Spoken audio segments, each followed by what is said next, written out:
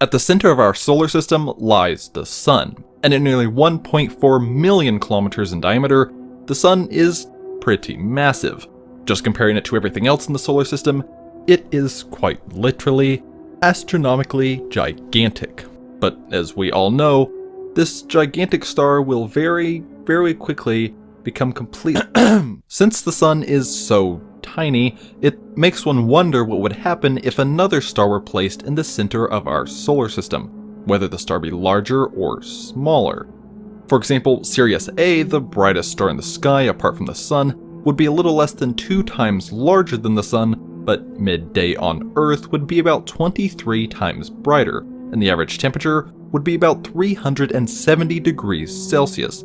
For comparison, the average temperature on Earth with the Sun at the center of the solar system is only about 15 degrees Celsius.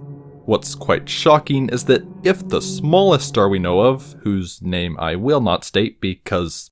Anyway, despite the star being smaller than our Sun, and literally smaller than Jupiter and Saturn, if this star were placed in the center of our solar system, noon on Earth would still be about 3 times brighter than with the Sun at the center, and the average temperature on Earth would be about 110 degrees Celsius. But not all stars smaller than our Sun would produce such results. Our solar system's closest neighboring star, Proxima Centauri, is about twice the size of EBLM J0555-57AB. I thought I wasn't going to say that. If Proxima Centauri were placed in the center of our solar system, the average temperature on Earth would be around negative 216 degrees Celsius, which is about the temperature on Neptune. Midday on Earth would be about 20,000 times dimmer.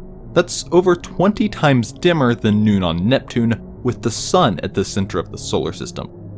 Pollux is a very large yet very small star.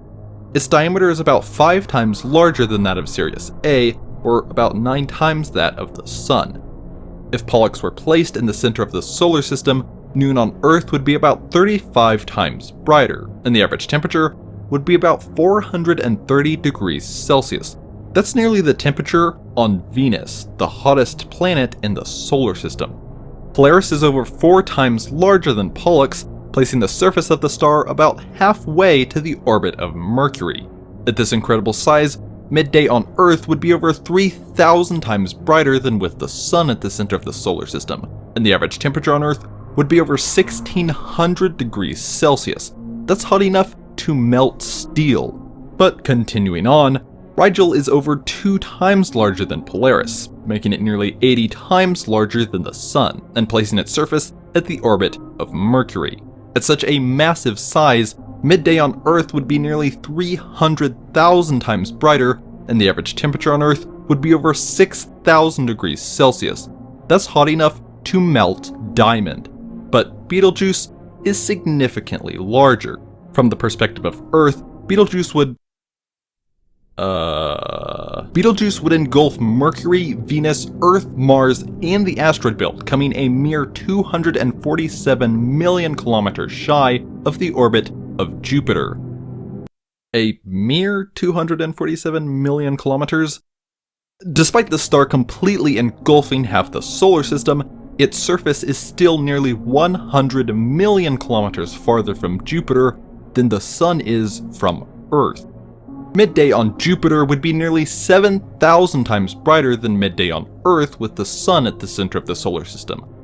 The average temperature on Jupiter would be nearly 4,000 degrees Celsius, compared to the typical negative 108 degrees Celsius when the Sun is the star in the center of the solar system. VY Canis Majoris is one of the most commonly known stars because, until recent years, it was the largest star known.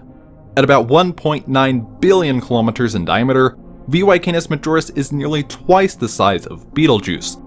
If placed in the center of the solar system, VY Canis Majoris would completely engulf Jupiter's orbit, but its surface would still lie nearly 450 million kilometers from Saturn, a distance far enough to fit over 300 suns.